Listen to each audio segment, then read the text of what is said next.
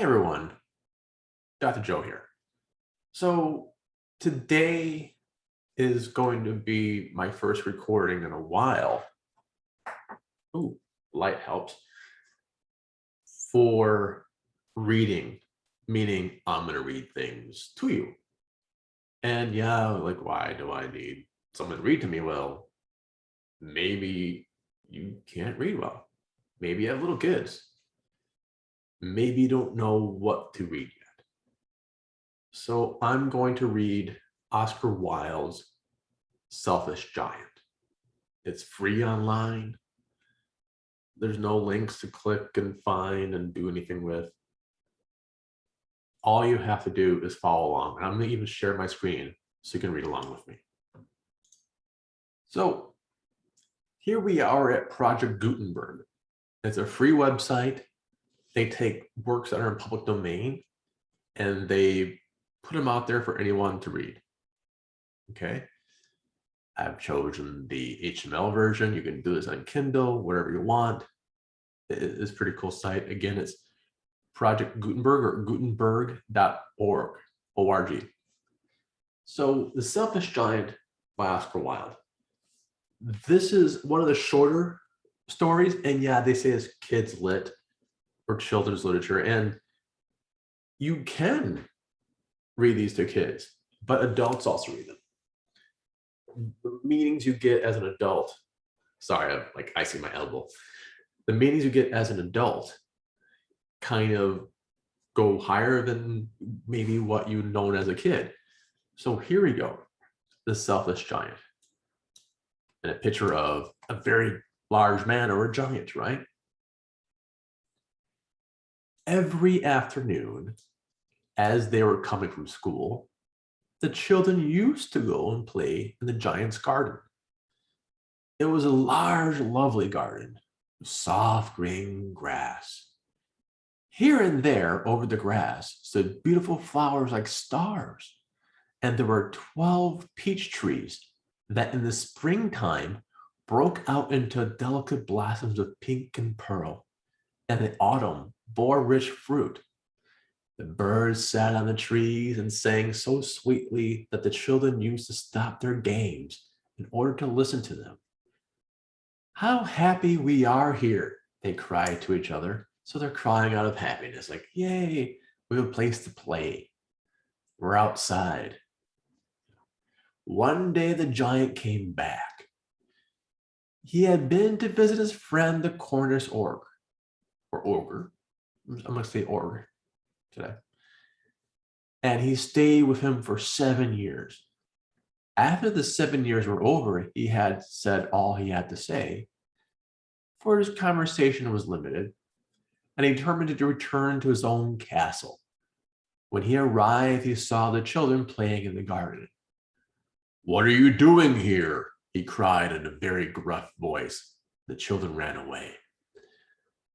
"My own garden is my own garden," said the giant. "Anyone can understand that, and I'll allow nobody to play in it but myself." So he built a high wall all around it. Sounds familiar, yeah. And put up a notice board. Trespassers will be prosecuted. This basically means you can't go on their land without bad things. You're just going to take it to court and the police and everything else in between. He was a very selfish giant. There's a lot of people playing on his land. The poor children had nowhere to play. They tried to play on the road, but the road was very dusty and full of hard stones, and they did not like it. They used to wander around the high wall when their lessons were over and talk about beautiful gardens inside. How happy we were there, they said to each other. Then the spring came, and all over the country there were little blossoms and little birds. Only the garden of the selfish giant, it was still winter. The birds did not care to sing in it as there were no children, and the trees forgot to blossom.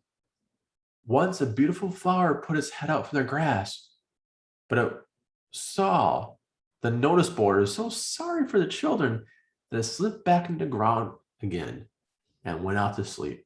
So even the flowers and birds don't want to play because the giant's too selfish. The giant's maybe good about to reap what he sowed. The only people who were pleased were the snow and the frost. Spring has forgotten this garden, they cried, so we will live here all year round. Why they sound like that? I don't know. I don't know. You make your own voice, you know?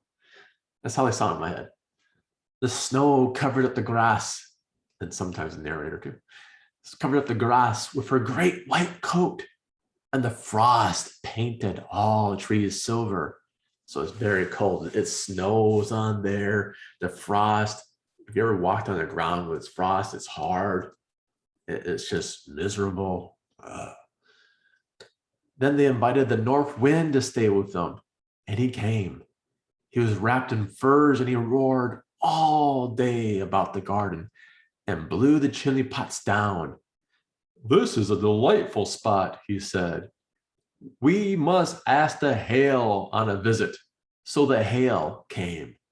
Hail is kind of like usually between this big, and I've seen them like this big before, and I've heard this big, but I've seen golf ball size.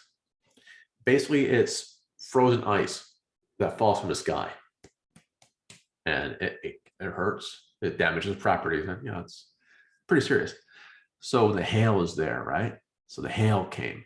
Every day for 3 hours, he rattled on the roof of the castle till he broke most of the slates. And they ran round and round the garden as fast as he can go. He was dressed in gray, and his breath was like ice. What was his breath like? Ice. Cold. Oh, way too cold. Colder than this. I cannot understand why the spring is so late in coming, said the giant. So the selfish giant. So it goes from being the giant to the selfish giant now. As he sat at the window and looked at his cold white garden. I hope there will be a change in the weather. But the spring never came, nor the summer. The autumn gave golden fruit to every garden, but to the giant's garden she gave none. He is too selfish, she said. So it's always winter there, and the north wind and the hail and the frost and the snow danced through the trees. So basically it was Quebec. Always winter. Now we got some summer. I'm teasing. Sort of. Right? Sort of. One morning, the giant was lying awake in bed when he heard some lovely music. It sounded so sweet to his ears that he thought it must be the king's musicians, difference. Musicians play music, magicians do magic. Passing by, it was really only a little linnet singing outside his window. But it was so long since he heard a bird sing in his garden that it seemed to him to be the most beautiful music in the world. Then the hail stopped dancing over his head, and the north wind ceased roaring, and delicious perfume came to him through the open casement. I believe the spring has come at last, said the giant, as he jumped out of bed and looked out. Selfish? Giant? Giant. Maybe this is where it turns. What did he see? He saw the most wonderful sight. Through the little hole in the wall, the children had crept in, and there were sitting the branches of the trees, so the children snuck in. In every tree that he could see, there was a little child, and the trees were so glad to have the children back that they had covered themselves with blossoms, and they're waving their arms gently above the children's heads. The birds were flying around and twittering with delight, and the flowers were looking up through the green grass and laughing. It was a lovely scene. Only one corner of it was still winter. It was the furthest corner of the garden, and it was standing at a little boy. It was so small they could not reach the branches of the tree. and he was wandering all around it, crying bitterly. The poor tree was still quite covered with frost and snow, and the north wind was blowing and roaring above it. "Climb up, little boy," said the tree, and it bent the branches down as low as it could. But the boy was too tiny. And the giant's heart melted as he looked out. "How selfish I have been," he said. "Now I know why the spring would never come here, or something would not come here. I will put that poor little boy on top of the tree, and then I will knock down the wall, and my garden shall be the children's playground forever and ever."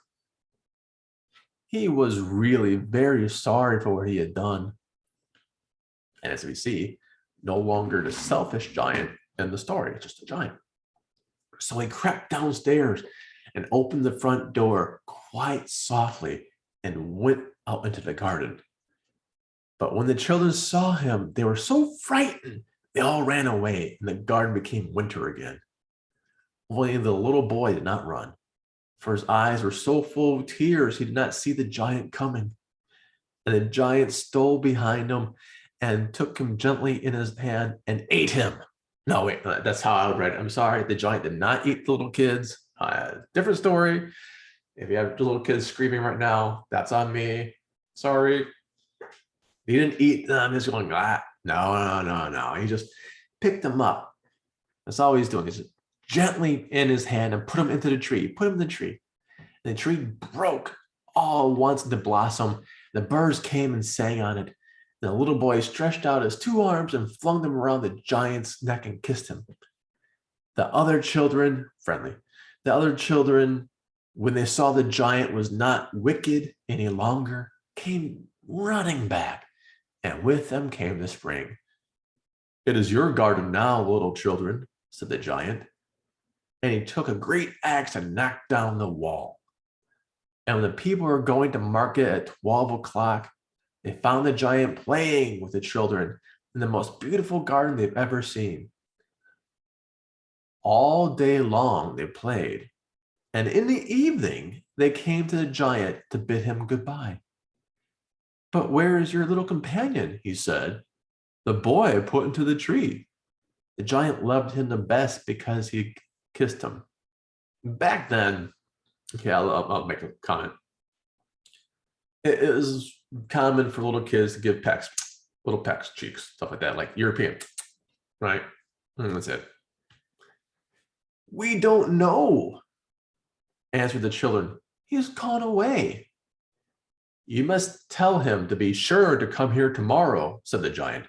But the children said they didn't know where he lived and never seen him before. The giant felt very sad. Every afternoon when the school was over, the children came and played with the giant. But the little boy whom the giant loved was never seen again. Maybe he did eat them. Oh, that turned weird. No, he didn't eat them. He didn't eat them. Just kidding. Again, if you have screaming kids at this point, my bad. ×2. You should probably, I don't know, read it.